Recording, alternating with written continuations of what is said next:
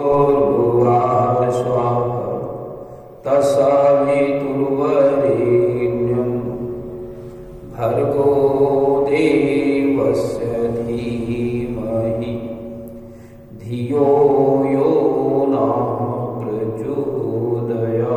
पूरी वेद माता गायत्री की जय। महामृत्युंजय मंत्र से उसी ब्रह्म का ध्यान करें और प्रार्थना करें कि हम स्वस्थ रहें। ओम त्र्यंबकं यजामहे सुगंधिं पुष्टिवर्धनम् उर्वारुकमिव बन्धनान् मृत्योर्मुक्षीयमामृतात्। बोले त्र्यंबकं भगवान की जय। पिछले सत्संग में हमने बताया था कि स्तुति छंद भगवान राम की स्तुति करते हैं और क्या कहते हैं? धर्म वर्म नर्मद गुण ग्राम संतत संतनोतु मम राम। धर्म के रक्षक,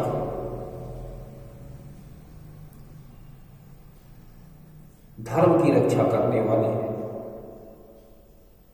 और आनंद देने वाले, ये भगवान के जो गुण हैं इनसे ही धर्म की रक्षा होती है और उन्हीं से आनंद भी प्राप्त होता है। और सततम सम तनोतु मम राम, सतत लगातार मेरे कल्याण का विस्तार करें, मुझे वो प्रेरणा दे जिससे कि हम ऐसे कर्म करें कि जिसमें मेरे कल्याण का विस्तार। कल्याण का विस्तार का मतलब यश और कीर्ति फैले, हम समाज के को श्रेष्ठ बनाने में कुछ कर सकें, ऐसी हमारे अंदर प्रेरणा होनी चाहिए। धर्म पर धर्म के रक्षक, धर्म के रक्षक का मतलब वेदों की रक्षा करना। वेदों की रक्षा कैसे होती है? जब वेद सिद्धांत को जन जन तक पहुंचाया जाता है, उसके लोग फॉलोवर्स बन जाते हैं, उसके अनुसार उनका जीवन चलने लगता है, तो दैवी अनुग्रह भी प्राप्त होने लगता है, परमात्मा भी कृपा करने लगता है और सनातन धर्म की रक्षा भी होने लगती है। रक्षा का मतलब यह है कि उसके फॉलोवर्स, उसको मानने वाले श्रेष्ठ बने। श्रेष्ठ का मतलब पुरुषार्थी हो, तपस्वी हो और परोपकारी हो, समदर्शी हो, भूत वत्सल हो, अपरिग्रही हो, सतोगुणी हो। इस प्रकार के सद्गुण होते हैं तो मनुष्य मजबूत हो जाता है, मनुष्य के अंदर क्षमताएं प्रचुर मात्रा में आ जाती हैं और वो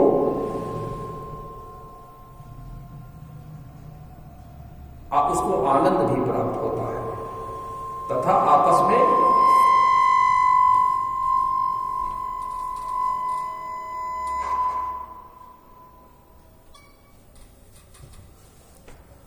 में एक दूसरे का सहयोग करने लगते हैं। अगर श्रेष्ठता नहीं होगी, ईमानदारी नहीं होगी, परोपकार नहीं होगा, सत्यनिष्ठा नहीं होगी, तो कोई भी व्यक्ति एक दूसरे की मदद नहीं करेगा। जब मदद नहीं करेगा तो जीवन में आनंद नहीं आएगा, गरीब हो जाएगी जनता, चोरी करने लगेंगे, बेईमानी करने लगेंगे, लोभ आ जाएगा, ये सब दुर्गुण आ जाते हैं। अगर हम वेद सिद्धांत के अनुसार नहीं चलते हैं, ये सारे दुर्गुण हमारे जीवन में आ जाते हैं और हम दिन प्रतिदिन गरीब होते जाते हैं। हमारा जीवन उन्नत के बजाय अवनत की ओर जाने लगता है। भगवान श्री कृष्ण जी भी यही कहते हैं कि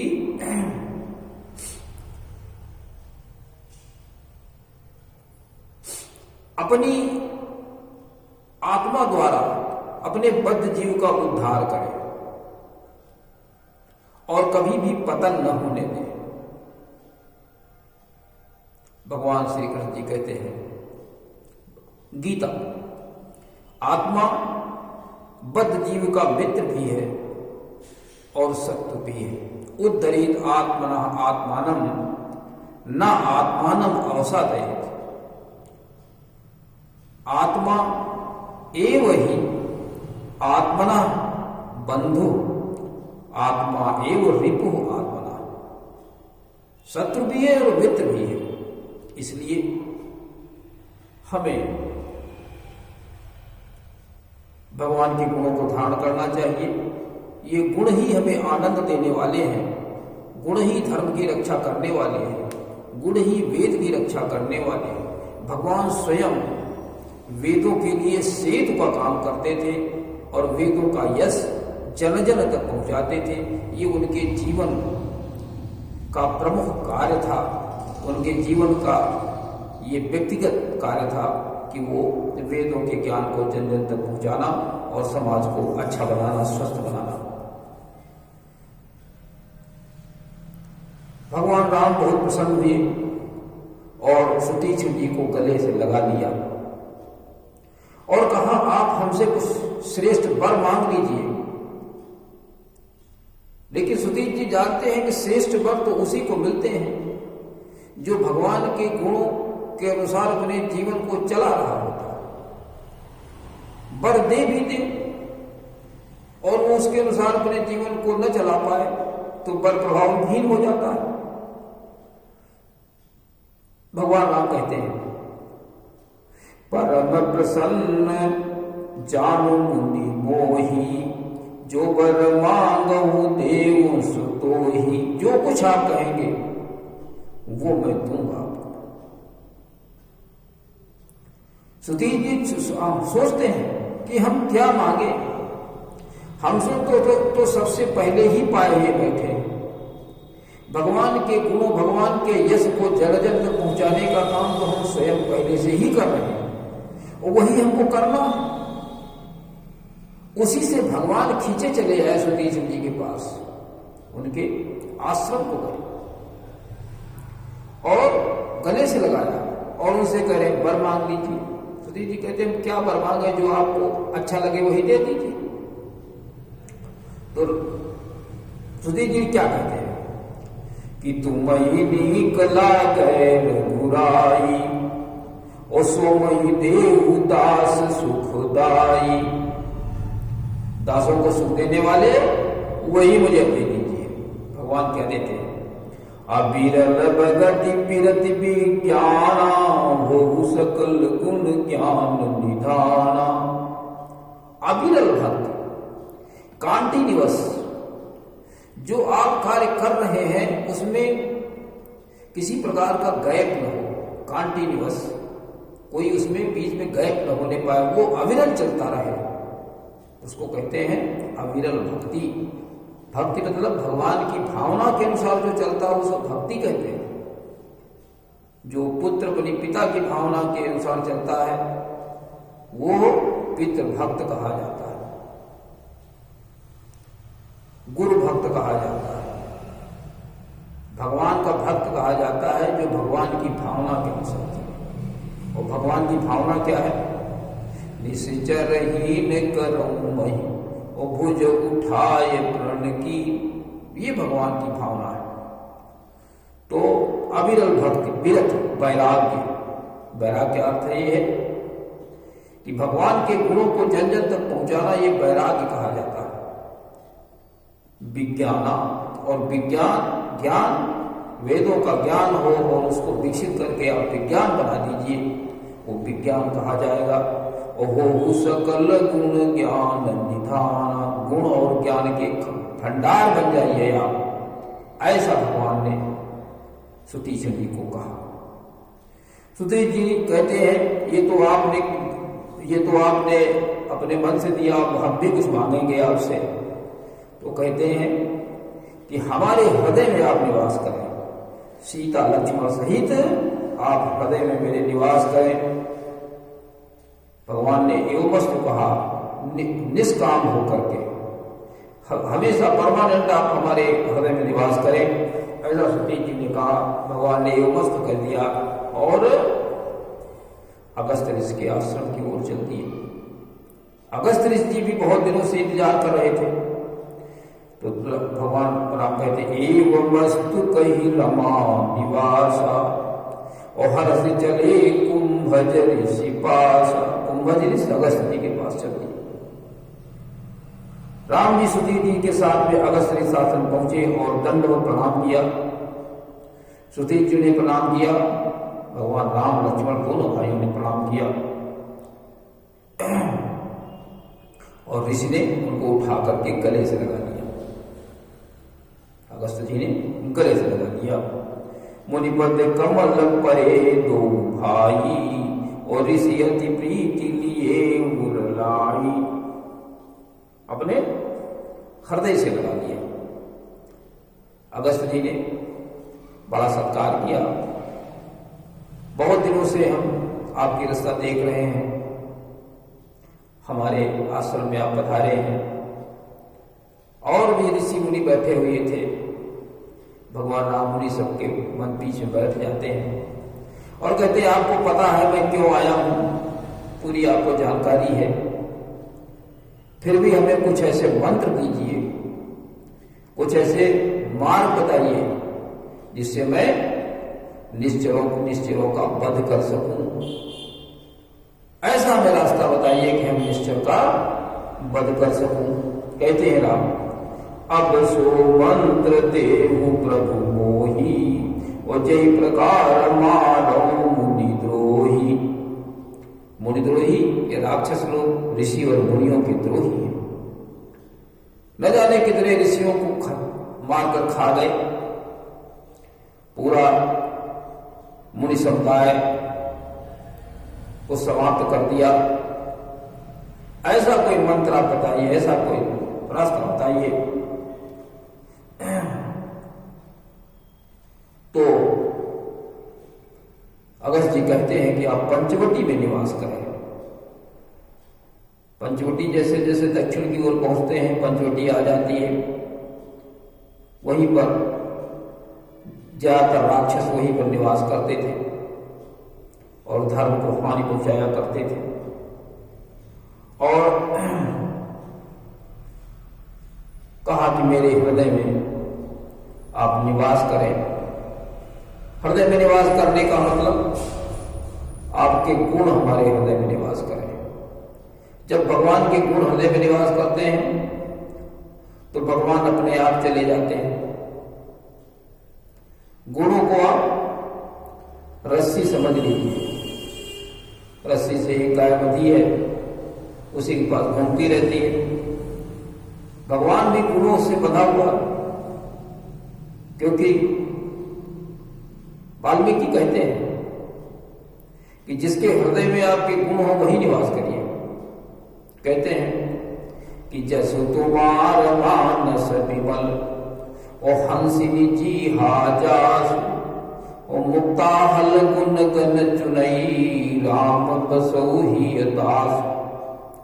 और जो तुम्हारा मंत्र राज जो जप करे उसके हृदय में तो अवश्य रहिए। और मंत्र राज नित्य जप ही तुम्हारा पूजई तुम ही सहित परिवारा। और भगवान का मंत्र है क्या, मंत्राज है क्या?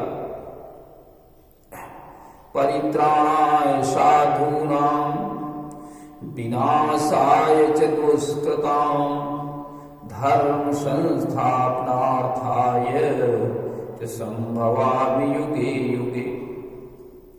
असुर मारि था कहीं सुरन और राखहि निज श्रुति सेतु वो जग विस्तार विशद जस राम जन्म कर हेतु।